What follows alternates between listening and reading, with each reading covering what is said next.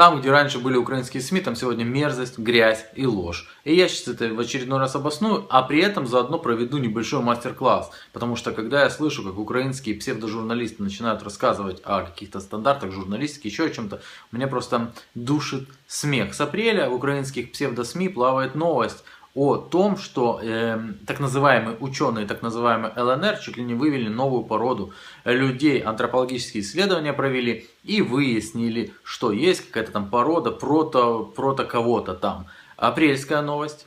Итак, вот эта новость. Археолог из ЛНР вывел историю республики от древних скифов. Ученый Константин Красильников подготовил историческое обоснование самобытности луганской расы. Известен своими проимперскими и украинофобскими взглядами. Это несут вот настоящие журналисты, вот Портников настоящий журналист. Реалии ЛНР. Боевики рассуждают о самобытности луганской расы. Об этом рассказал заместитель командующего АТО полковник Валентин Федичев, передает пресс-служба Донецкая ОГА. Ну, об этой невменяшке полковнике Федичева я когда-то особое видео делал. Не подтверждай свои слова ничем, просто вбрасывай, да и все. А они сожрут. И они жрут. Это все апрельские новости, как вы видите. Историк из ЛНР вывел особую луганскую расу. Теперь сегодняшние новости. Ну а вот свежачок, опять про того же историка. Что они курят? В ЛНР откопали предков Плотницкого, протоноворосов. В подтверждение приводится скрин какой-то газеты, якобы. Открытие. Этносу протоноворосов более 10 тысяч лет. При этом археолог утверждает, что глава республики Игорь Плотницкий – яркий носитель антропометрических особенностей протоноворосов. Он живое воплощение мужественных и жестких черт, свойственных народу древних тружеников, сказано в комментарии. Не приводится ссылка ни на какие комментарии, но это уже нормально для украинских СМИ, это в порядке вещей. Ну, конечно же, никаких ссылок ни на какой первоисточник, но в комментариях мне интересно, вот люди, которые не понимают еще, что их давно украинские СМИ превратили в быдло, которым дают вот похлебку, и они жрут то, что им дают, они комментируют, да, те сумасшедшие, еще что-то, ни у кого не возникает вопроса, а где первоисточник? Подтвердите свои слова. Ну, зачем нам это? Пошли дальше. Газета «Крещатик», кстати, официальная газета Киевского городского совета. Это не хухры-мухры. Луганский университет предложил свою расовую теорию происхождения народа Донбасса. Автор теории доцент Красильников. Донбасс ЮА. Видите, ЮА, значит тут будет чистая правда. Подробности. В ЛНР откопали похожего на Плотницкого вождя протоноворосов. Тоже со ссылкой вот на скрин.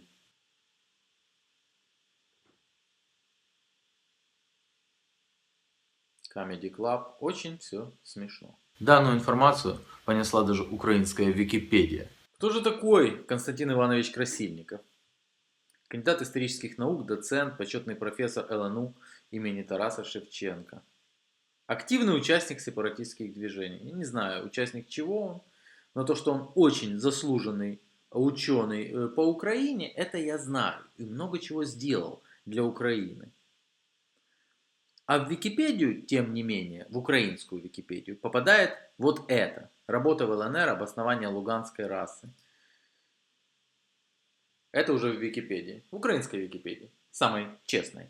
Ну а теперь мы начинаем мастер-класс для этих якобы журналистов. Ну, во всяком случае, ребята же себя журналистами называют. Смотрите, для того, чтобы найти телефон Луганского университета, надо зайти просто на сайт Луганского университета. Вот мы заходим на сайт и видим телефон. После этого нам остается просто набрать этот номер телефона. А вы не могли бы меня на какой-нибудь там секретариат переключить? Меня интересуют контакты одного из ваших преподавателей. Кого именно? Красильникова Константина Ивановича. Ну, профессора. Да. В институте истории, правильно? Да. Ну, давайте я вам дам номер телефона деканата института истории. Да, если вам не сложно, пожалуйста. Сейчас, я найду, подождите. Запишите, 59. Спасибо большое. Это директорат института истории международных отношений и экономических наук. Спасибо огромное вам. Угу. До свидания. О, видите, как это просто. На самом деле просто. А теперь нам надо позвонить по другому номеру телефона, который нам дали. А меня зовут Анатолий Шари, а я бы хотел пообщаться с одним из ваших преподавателей. Вот как можно мне было бы найти его контакты? Константина Ивановича Красильникова. Константин Иванович. У нас есть? А вот сейчас на месте? Анатолий. Значит, он... А вы можете перезвонить минут через 10? После этого нам надо просто дождаться, подождать 10 минут и опять позвонить. Журналисты, украинские журналисты, не могли этого сделать с апреля. Алло, здравствуйте, я вам уже звонил по поводу... Здравствуйте, Анатолий. Сейчас я вам дам. Я вам даже лично предоставлю эту возможность. Спасибо. Да, Здравствуйте, Константин Иванович. добрый день. А я вам звоню, знаете, по поводу сообщений в украинских СМИ, которые уже с апреля происходят, по поводу изучения там расы, новоноворосов, как это такое. Так, ребята, вы угомонитесь, это провокаторы, понимаете? Это дикая провокационная деятельность. И не надо меня трогать, не надо шить мне того, чего никогда в жизни не имел, не говорил и не представлял. Вы просто провокаторы, ребята. Ну, Не хотите и с смотрите, ним работать. смотрите, дело в том, что я-то... Зачем вам это надо? Еще раз эти антропологические параметры, эти черепа и все прочее. Что вы делаете? Что вы хотите? Разве на это можно построить будущее страны? Я понимаю. Смотрите, Константин Иванович, я как раз таки звоню вам для того, чтобы узнать, что это вообще было с апреля, что это происходит. Как бы, ну, Я вам говорю, что происходит. Какие-то идиоты, которые чем-то хотят себя вклинить и сбить в клин наших отношений. Система Украина, система Россия. Вот меня туда подключают. Это дикие методы, понимаете? А у вас есть предположение вообще? А у вас есть предположение, кто это вообще может делать? Я не знаю же, кто это может делать, потому что подписывается под всякого рода псевдонимами. Никто в открытую не говорит. Сами методы преступные и безобразные.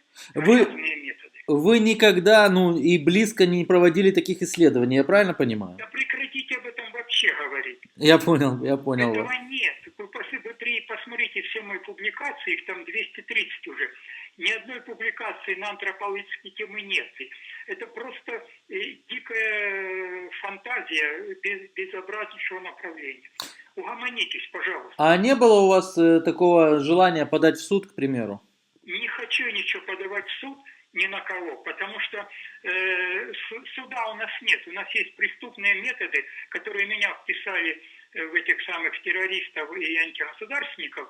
И теперь вот это вот из поколений, из печати в печать постепенно иногда это все подбрасывает. Скажите, а вот вы, ну, ученый, заслуженный ученый, вы очень много сделали для Украины. А как вы могли бы охарактеризовать вот эти вот украинские СМИ, которые сегодня мы видим? То есть вот это вот, что вот они несут такую ахинею с апреля уже?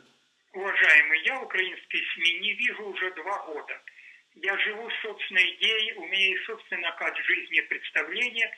И я вам еще раз говорю, что подобного безобразия, подобной грязи, чернухи прямо, грубо говоря, трудно себе представить в действии СМИ Украины. Вот, и интересно мне в этих глазах глянуть, кто это все делает, кто это все разбрасывает и вообще зачем это делать. Неужели перевернется философия Украины от того, что опорочат отдельных людей, которые заняты наукой? У меня чистая наука. Чистая наука. Никаких политик, никаких... Ну вот я знаю, что вы достаточно аполитичный человек, а скажите, пожалуйста, вот... Я не аполитичный, я имею свои точки зрения, но в науку я их не протаскиваю.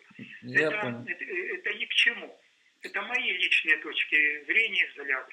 Я понял, ну а скажите... Никогда не было. Я понял, а скажите, пожалуйста, вот так вот чисто вот по-человечески, а вот обидно, что вы столько сделали для Украины, а сейчас с той стороны столько льется грязи? Нет, это не обидно. Это просто думаешь, до какого уровня может докатиться мысль, ум, сознание Украины, если вот так, такими методами работает. Это примитивнейшие методы. У меня огромное количество друзей. Я один Киев только 35 лет раскапывал. Понимаете? Огромное количество друзей в Киеве, в других украинских центрах.